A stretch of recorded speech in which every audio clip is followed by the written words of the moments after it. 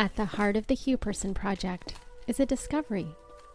The Huberson Project is a new executive design house which guides leaders toward a new way of seeing and a new way forward for genuine stewardship of self, company, and the world. It's saying here, clearly define the high value roles. Okay, that probably has to be done with the person, or you're going to have yourself in a sort of a management situation where you've got a job description, it's been clearly defined, and yet it's not supporting autonomy and self-sovereignty for a person to bring in creativity. And so this integration, and it is an integration of up-leveling a skill set, altering how you work with high value roles so that it's not necessarily I'm going to manage you, but I'm going to co-create with you a future that wants to happen. The first mindset was clearly define the vision. Yes. And then bringing that to aligning the organization. That's right. So saying clearly defining the high value, emphasis on the word value, then defining that role within the vision. So from your personal practice of high effectiveness, bringing your high effectiveness to defining a vision for the organization, which is then brought to clearly defining the high value, emphasis again on the word value roles. Yeah. Then while you want to co-create that with that leader, it's also then, if you're saying as the CEO, you're defining the role from the vision. Yes. Then that means the value of that role then is set according to a criteria of standards. Yes. And boundaries, I suppose. Yep. That has to do with the story of that vision and how it meets that person. Yeah. So it's not like defining the value of the role functionally, strategically, financially. Yeah. I mean, that would be the purview of the CEO to some degree. Yeah. And maybe HR. But if we're saying, though, this is from the CEO's dilemma at the intersection of all contradictions, then bringing the vision to the conversation of defining that role with the person, including their sense of mission, autonomy, and mastery, and how that correlates with the vision you are now also stewarding for the organization. Mm-hmm. Then the conversation for the CEO is, how do I bring the vision to this person in a way that honors their autonomy and mastery, in defining the value from that place and letting that value within the context of the vision define the strategic, financial, organizational aspects of the role.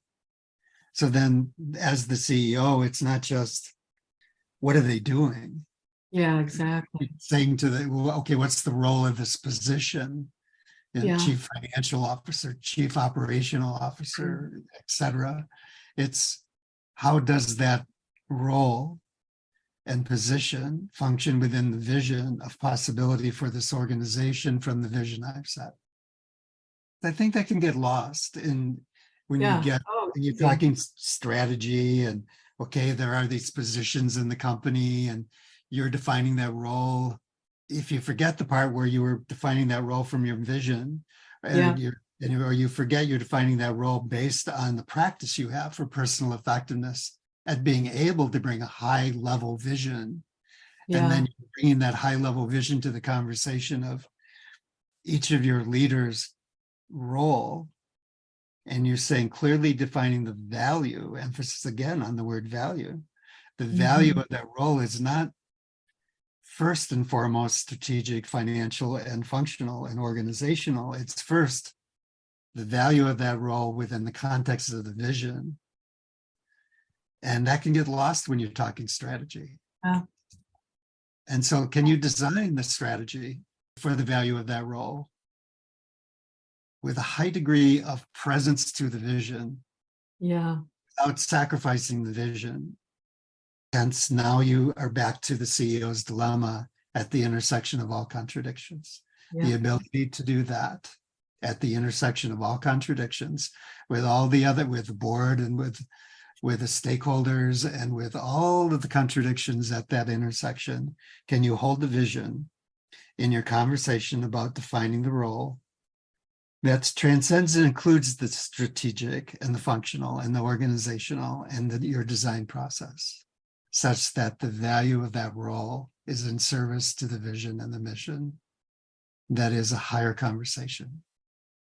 And then the strategy is included from that higher place of vision that the CEO, and then can the CEO stand for that?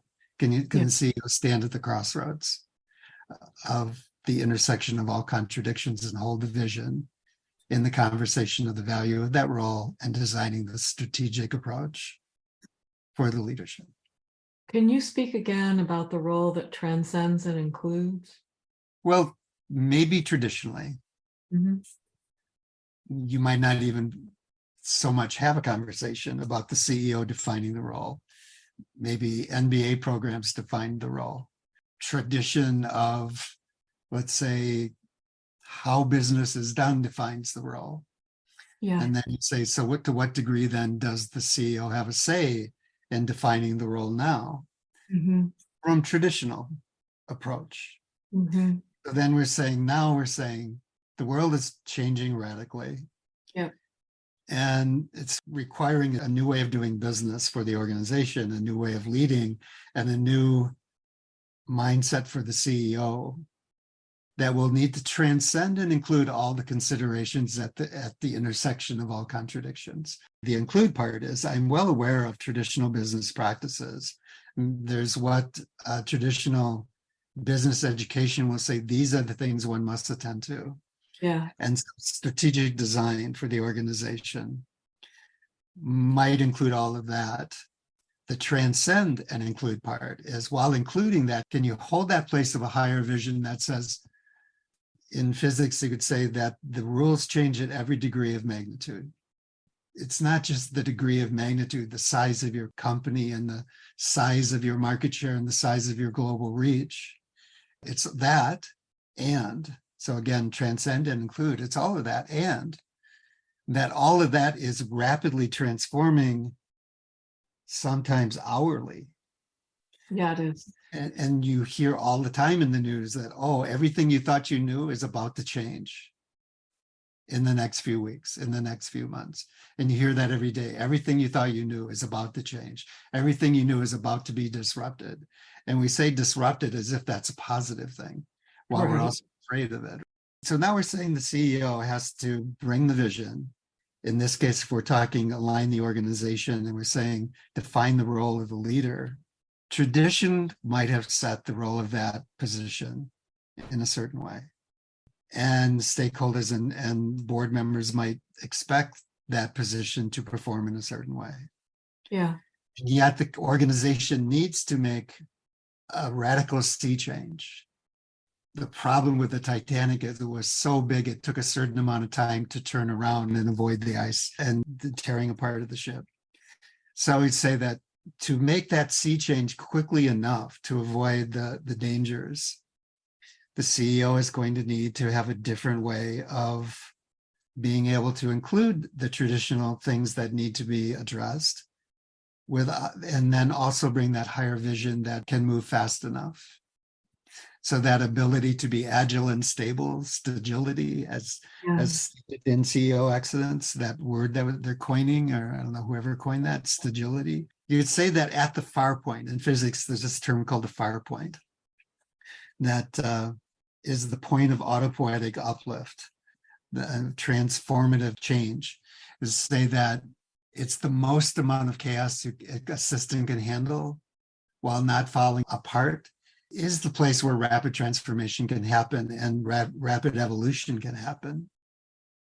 A CEO with a vision that can accommodate the chaos and still hold the resonance, that far point is the point where it takes the least amount of holding a vision to create the transformation that autopoietically lifts the organization to a higher order level or a higher level of organization and order.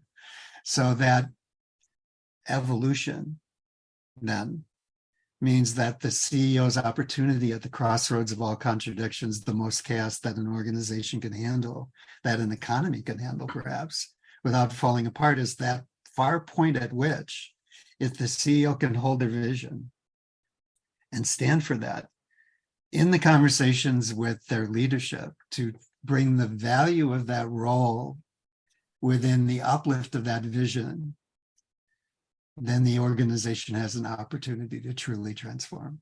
And that's transcend and include. Transcending the limitations within tradition, confronting a whole new world, and bringing that along while uplifting it. So it's not ignoring or throwing out necessarily what was good about everything we've built and known about business. Yeah. Include that while also including that vision for autopoietic uplift, for anagogical uplift, for just uplift to the future, up to and into the future that wants to happen. So both in organizing the strategy for your organization, defining the culture, and addressing how that vision creates the role of the leadership, is then holding that vision at the far point. And holding your people accountable for that vision. Yeah. That's part of holding and standing for the vision. Yeah. In the book, they talk about with the talent that the people that the CEO has around him or her, the 10% of folks in the organization, they would need to be able to do what you just said, Daniel. And that also attracts the talent who wants to play the game that way and wants to learn how to do that. That's also a different kind of conversation for the CEO and the organization. I think there's a manner in which then the CEO can create the container Yeah. for that person to step into. It's an invitation to a conversation for a container for that role. Mm-hmm. It says, here's the way. Yeah. Here's the way you can be in this role. Mm-hmm. And I'm inviting you to that. step up and into that. Yeah, I like that. And that defines a culture in which there's a frame and a container for that person to be that highest version of themselves in a way that business has deserved or undeserved the reputation for not allowing people to do. Yeah. So that when people have said, well, it's just business. Yeah, exactly. Well, it can be more than that. Mm-hmm. And so the CEO can invite the person and create a frame and a container for that person Mm-hmm. to be inspired to step into that role and maybe have the courage to step into that role because you've created the container for that role. Yeah. Culturally, organizationally, strategically, and functionally. And then the CEO stands for that. And that's organizing the enterprise around the vision as the CEO is aligning the organization to the vision. It's aligning the organization to the vision by creating the container for the person and the organization to move within the organization and move in the world. And then the organization can be known for that and can be attracting, as you say, the talent because it's known for that. Yeah, exactly. And people might then surprise us by saying, well, I perhaps didn't know I could be this. Yeah, exactly. And you're saying in this organization, you can be that and more. Yeah. Come along with us to that future that wants to happen. And then we can be that example in the world and invite other organizations to do the same because the world needs it right now. Yeah. As it always needed it. You've been listening to the Hugh Person Project, where leading with the future is the difference that makes the difference. Thank you to Lindsay Sterling for the evocative music. If you'd like to stay tuned to further episodes, please subscribe to this podcast. See you in the next episode.